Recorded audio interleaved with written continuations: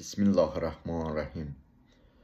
Çoxlu insanlar sual edirlər, ömrün uzanmağı və ya qısalmağına insanın öz təsir vasitələri vardırmı, mövcuddurmu? Və müqəddəs Quran-Kərimdə bu haqda ayə varmı? Əzizlərim, ömrün uzanmağı və qısalmağına aid müqəddəs Quran-Kərimdə dəqiq ayə yoxdur. Biz buna yalnız Quranın təsvirlərində və Peyğəmbər hədislərində rast gəlirik. Məsələn, sədəqə vermək, namazda, səcdədə çox qalmaq, bunlar insan ömrünü uzadır.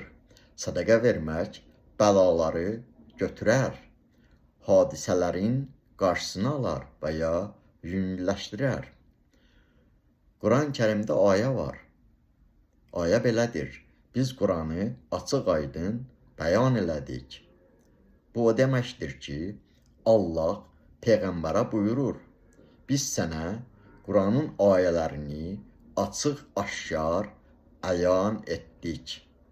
Ona görə ki, Quranın ayələrini, Quranı bizə çatdıran Peyğəmbərdir.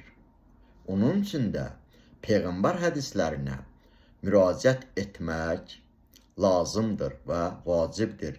Peyğəmbərimiz öz nəfsi istəyindən bizlərə heç bir şey çatdırmayıb. Nə çatdırıbsa, Allahın Peyğəmbərimizə buyurduqlarını çatdırıb.